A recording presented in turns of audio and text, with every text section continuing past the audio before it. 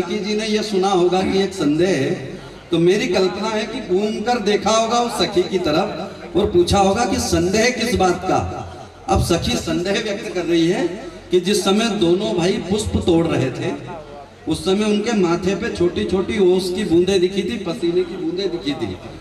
तो जानकी जी ने कहा होगा कि इसमें किस बात का संदेह है। मैं संदेह व्यक्त कर रहा हूँ, जितने लोग कविता के नाम पर बैठे हैं उन सबका। अच्छा, वाह वाह वाह वाह, बहुत बढ़िया लिखा है। सुंदर सलोने सांवरे से वे कुंवर लगे, उनको नयन देखना ना छोड़ पाएंगे। सहेली संदेह व्यक्त कर रही है जानकी जी के सामने। दोनों भाई पुष्प तोड़ रहे थे तब माथे में पसीने की बूंदें दिखी थी। सुंदर सलोने सांवरे से वे कुंवर लगे, उनको नयन देखना ना छोड़ पाएंगे। और बार बार नयना निहारे रूप राशि को, लगता नहीं है अब मुख मोड़ पाएंगे। तो सखियों ने अखियों में पूछा बस, कैसे भला जानकी से नाता जोड़ पाएंगे। फूल तोड़ने में ही पसीना आ रहा है, इन्हें कौन कहता है ये धनुष तोड़ पाएंगे। मैं ज्यादा बात तो नहीं करता, लेकिन छंद शास्त्र में हमारी भारतीय संस्कृति को पिरोने का जो एक मंतव्य है, एक मंत्र है, हमारे मित्र ने जिस ढंग से किया है, पूरा सदन एक बार तालियों से इस उज्जैन महाकालेश्वर के कवि को आशीर्वाद दे। इसकी लेखनी बहुत ही समृद्ध लेखनी है।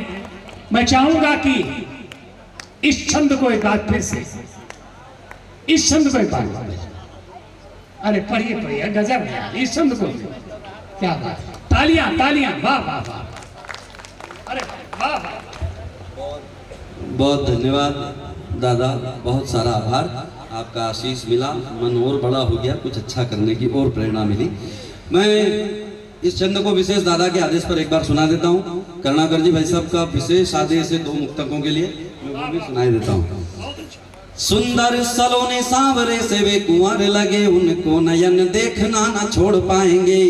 और बार बार नयना निहारे रूप राशि को, लगता नहीं है अब मुख मोड़ पाएंगे। तो सखियों ने अखियों में पूछा बस, कैसे भला जानकी से नाता जोड़ पाएंगे। फूल तोड़ने में ही पसीना आ गया है, इन्हें कौन कहता है ये धनुष तोड़ पाएंगे। कौन कहता है ये धनुष तोड़ पाएंगे। मुझे बहुत ज्यादा 2 मुक्तकों के सुना देता हूँ। तुम्हारे पास आने के सुअवसर कम नहीं आए, बहुत आभार। तुम्हारे पास आने के सुअवसर कम नहीं आए, अभी तक हम इलाहाबाद के संगम नहीं आए। कभी गंगा कभी यमुना बुलाती थी हमें, लेकिन किसी दिन तुम नहीं आई, किसी दिन हम नहीं आए। किसी दिन तुम नहीं आई, किसी दिन हम नहीं आए।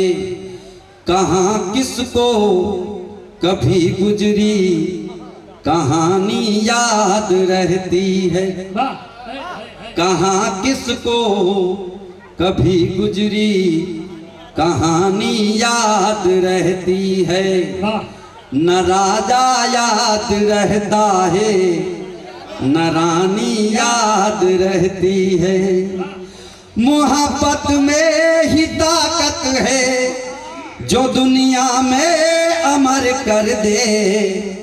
हमें सदियों तलक मीरा दीवानी याद रहती है। हमें सदियों तलक मीरा दीवानी याद। अंतिम रूप से 4 क्या कहने, वाह वाह वाह। हवाओं के इशारों पर किनारों को छुआ होगा। हवाओं के इशारों पर किनारों को छुआ होगा। नजर मुस्का उठी होगी, नजारों को छुआ होगा। भंवर का घूमता पानी कहानी कह रहा है ये भंवर का घूमता पानी, वाह कहानी कह रहा है ये बड़ी शिद्दत से लहरों ने पहाड़ों को छुआ। बहुत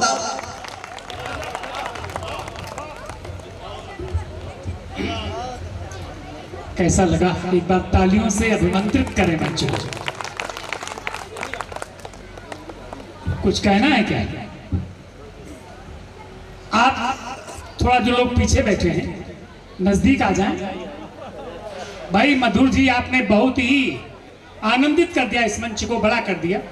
मैं बहुत बहुत बड़ाई करता हूं। मैं केवल चाहता हूं कि थोड़ी देर के लिए आप जो लोग बहुत पीछे बैठे हैं, कुछ कहना पड़ेगा। हाँ जी जी, बस आप प्रेमी जी को बुला रहे हैं, फिर हासिफ जी को बुला। हासिफ जी कहीं मंच पर अभी आ जाए। बासा प्रेमी जी बहुत अच्छे रचनाकार हैं, हास्य और व्यंग्य के पूरे देश के बहुत ही चर्चित और अर्चित रचनाकार, बहुत ही समर्थ रचनाकार हैं। अभी हम लोगों के साथ चाय पी रहे थे और बात बात में आनंदित कर देते हैं। तो हमने चाय पी करके कप सीधा रखा, हमारे प्रचंड जी ने उसको उलट दिया, इन्होंने बेड़ा बेड़ा रख दिया। तो हमने कहा ऐसा क्यों किया आपने? उन्होंने कहा तिवारी जी आपने सीधा कप रखा, इसका मतलब आपको चाय और चाहिए। प्रचंड जी ने उलट दिया, इसका मतलब इनको चाय नहीं चाहिए। हमने बेड़ा इसलिए रखा कि अगर चाय हो तो दे दो, कोई बात नहीं। ये बादशाह प्रेमी हास्य और व्यंग्य के बढ़िया कवि है। हम चाहते हैं कि जो पीछे लोग बैठे हैं आगे आ जाएं। भाई सत्यव्रत मिश्रा जी अपने मित्रों के साथ आए हैं क्या मंच पर? चलिए मुलाकात होगी, बहुत अच्छा। जी जी जी, सभी मित्रों को नमस्कार, तिवारी जी और सभी लोगों को नमस्कार। अभी मिलते हैं हम लोग, बहुत बहुत धन्यवाद। मैं बादशाह प्रेमी जी से चाहूंगा कहें, और जो प्रदेश और देश में उनकी ख्याति है उसका सम्मान हो। बादशाह प्रेमी जी, और इसके बाद भाई हासिम भी है, आदरणीय द्विवेदी जी हैं, प्रचंड जी हैं, कवि सम्मेलन ताटंबरी जी के आशीर्वाद के साथ पूरा हुआ।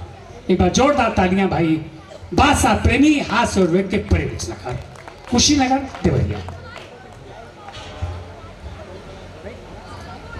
बहुत बहुत धन्यवाद। आदरणीय अध्यक्ष जी को प्रणाम करता हूं,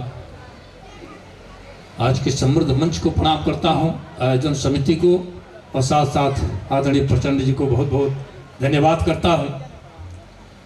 खाली पड़ी कुर्सियों को प्रणाम करता हूं, घर गए श्रोताओं को प्रणाम करता हूं। भगवान की आत्मा को शांति दे। सबसे बाद में हमको बुलाया गया, धीरे धीरे कुछ लोग और चले जाते तो यहीं हम आत्महत्या करने वाले थे।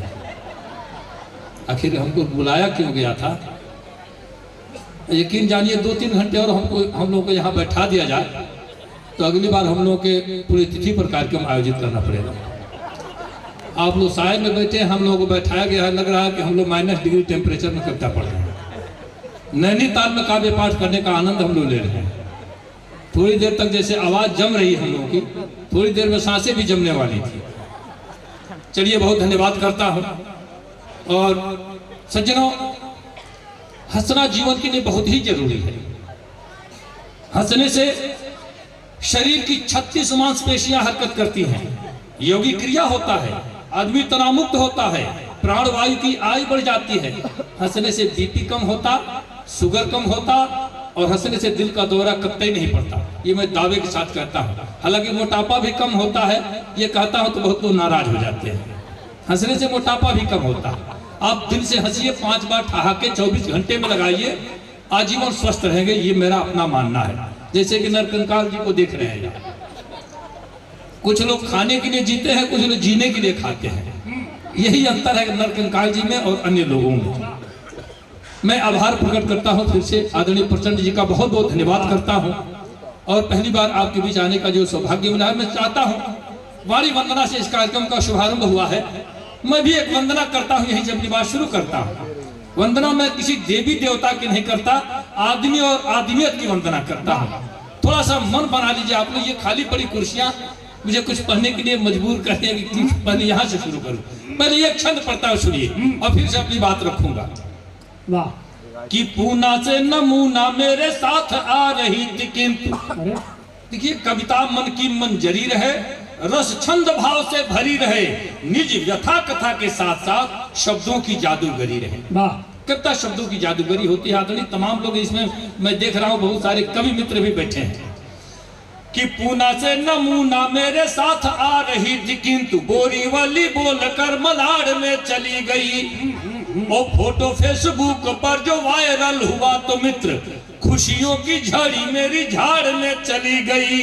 खाली पड़ी कुर्सियां और सोते हुए श्रोता देख कविता की कड़ी भी कबाड़ में चली गई। खाली पड़ी कुर्सियां और सोते हुए श्रोता देख कविता की कड़ी भी कबाड़ में चली गई। और पहले तो देखा मैंने भीड़ भाड़ थी बहुत, धीरे धीरे आधी भीड़ भाड़ में चली गई।